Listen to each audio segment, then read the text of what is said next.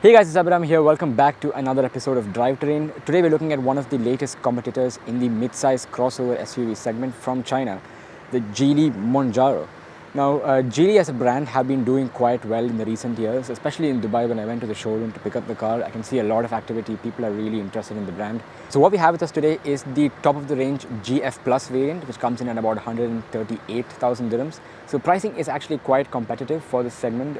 And there are also a couple of special editions available on launch, such as special colors. For example, we have this blue and a matte grey as well. So check with your local dealer for more information on the prices and also on the special color options available. And also, by the way, it starts at around 123,000 dirhams for the base GK variant, and you have the GF and the GF Plus. So speaking of exterior styling on the Monjaro, it's actually pretty attractive. In the front, you get this nice chrome garnish for the grille. You get these slats as well, which gives it that really premium touch.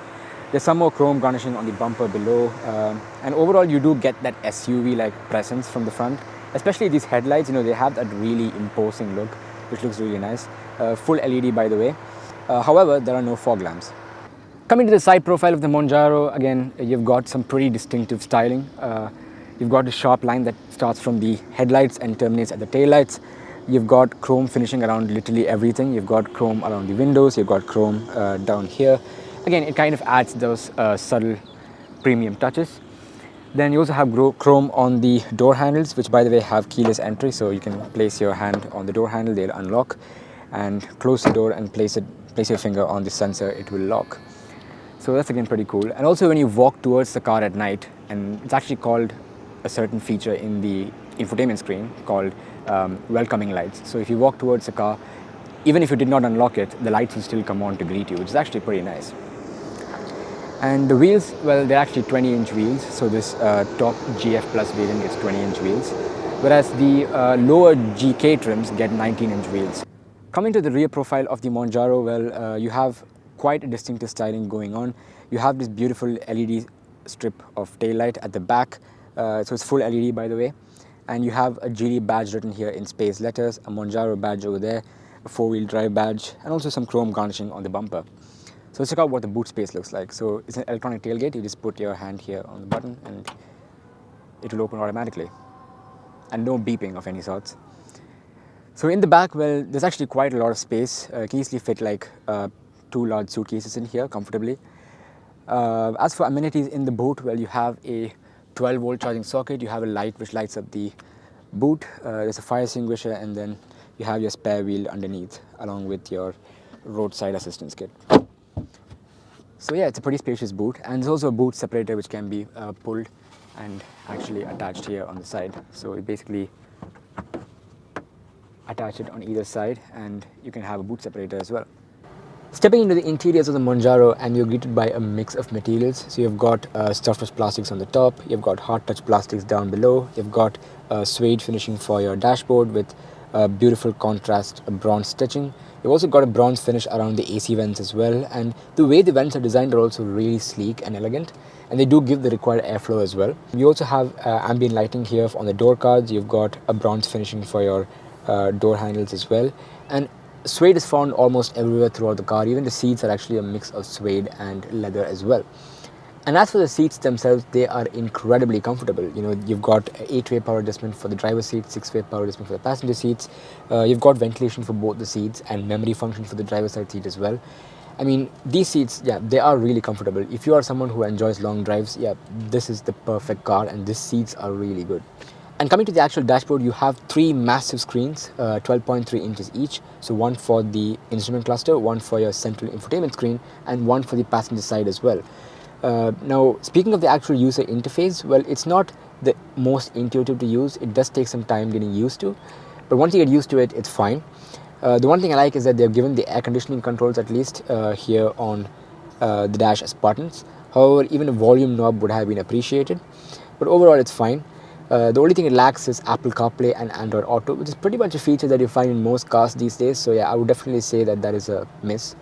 I think Geely is working on bringing CarPlay to the car, but as of now, you have something called CarBit Link, which is an alternative by Geely.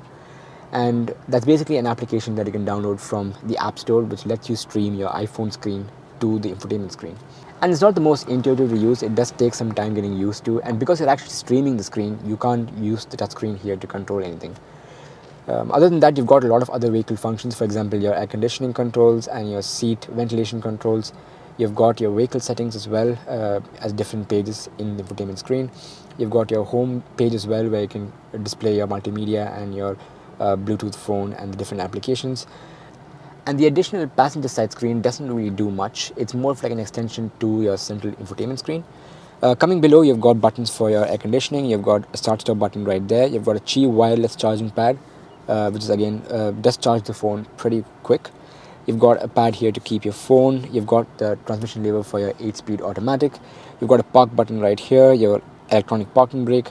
You've got the drive mode selector over here for your different drive modes. You have 2 cup holders over here, perfect to fit a cup of karak. You've also got spring triggers on them as well to keep your drink safe. And you have a center console box as well, which is pretty spacious. And you also get a 10-speaker Bose premium sound system, which sounds absolutely amazing. Coming to the actual steering wheel itself, it does feel incredibly nice in the hands. It's wrapped in leather, feels really premium. No paddle shifters of any sort behind. You've got buttons for your G pilot and setting the distance for adaptive cruise control. So that's that. You've got buttons for your multimedia as well, so controlling the source, your audio controls, as well as to cycle between the different pages in the digital instrument cluster. So you've got call logs, you've got map and navigation, however it doesn't have navigation. You can even personalize the view that you want for the instrument cluster, so you can cycle between the different views. It show you your RPMs and different data in different designs. That's pretty cool. And yeah, even the whole theme of the entire screens can be changed to day or night, so white or black based on the lighting. So what's it like in the back seats of the Geely Monjaro? Well, actually, it's quite spacious in here. It's quite roomy as well, especially with this panoramic sunroof actually letting a lot of light into the cabin. It's really good. However, in the summer, yeah, I would keep it closed. Other than that, well, knee room is great. Headroom is also fine. I have enough wiggle space for my feet. Leg room is great.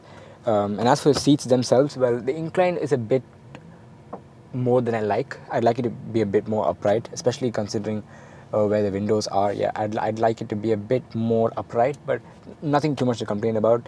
Under thigh support is also decent. You know, you've got these well-supported seats with 2 cup holders, which is nice. Again, the way they've done the stitching on this is really nice. You know, it's usually not a part where a lot of automakers pay attention to, so that's I give them a plus for that.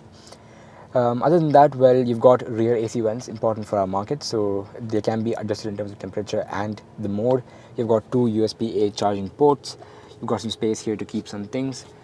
What else? We've got nets behind both the driver and passenger seats. You've got large bottle holders. So overall, practicality is also a big plus in the backseat of the Monjaro. So what is the Monjaro like to drive? Well, under the hood you get a 2-liter turbocharged 4-cylinder that produces 235 horsepower and 350 Nm of torque. Now this engine is actually quite punchy, you know, it really does do the job. It's in fact jointly developed by Geely and Volvo, which makes sense because, well, Geely is the parent company for Volvo. And in fact, even the platform it rides on, the CMA platform or compact modular architecture, is basically the same platform which underpins the XC40 and the Polestar 2. So yeah, you're basically getting a Volvo underneath, Geely Group product. Transmission, 8-speed automatic, Aisin sourced, not bad, does the job. Sometimes a little bit confused as to which gear it should be in, especially at low speeds when you give the throttle to get going. It does get a bit confused, but once it's in the right gear, it really does pull. And even the engine, you know, it does have a lot of grunt. I mean, 235 horsepower is no joke. I think for the mid-size crossover SUV segment, that power is definitely something that you want.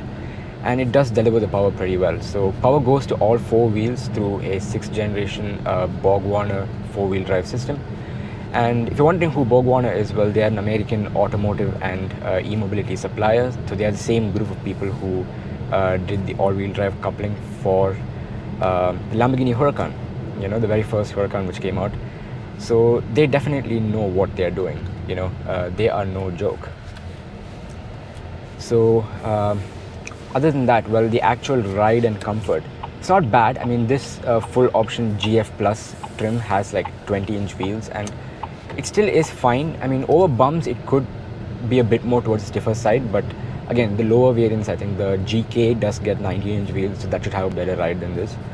Fuel economy, again, claim fuel economy is 12 to 13 kilometers per liter. I think I'm getting around 5 because, well, I'm not driving the most fuel efficient way. I've been actually testing this engine out quite a bit. In fact, one thing I forgot to mention, this 8-speed automatic, you can actually use it in manual mode as well. So you pull it towards you to downshift and then push it away from you to upshift, which is actually pretty different compared to your usual standard cars that you see. And what else? It's a very comfortable place. It's a very good place to be in. If you are someone who enjoys long drives, this car is perfect. The way it handles on the highway, I mean, it's really composed. These seats are really comfortable. Steering is actually, again, it does have decent feedback. At low speeds, it does give you a bit more of that cornering ability that you need. It really does move its weight properly. And high speeds as well, there's a bit more play so that the car doesn't, shift direction at the slightest turn of the wheel. So I would say that the way they've calibrated the steering wheel is really good. So speaking of brakes, well, again, not my favorite. It's a little bit less confidence inspiring, as in you got to press the brake pedal sometimes fully to get that full braking power. So yeah, it does get a bit confused in a way. I mean, once you get used to it, it's fine. So you have different drive modes in the Monjaro. So currently I'm in comfort, so you can then move into sport. So sport is actually a bit more, well, it doesn't do much in terms of steering weight or anything, but it holds on to the gears for a bit more longer, so you get a bit more of a responsive drive. What I've noticed in the highway, if you want to modulate the throttle smoothly, sport mode actually does help, because in comfort, sometimes when going uphill, you don't get that grunt that you need, whereas if you're in sport, you have that power band, or you have that power access on demand. So yeah, I'm in sport mode right now.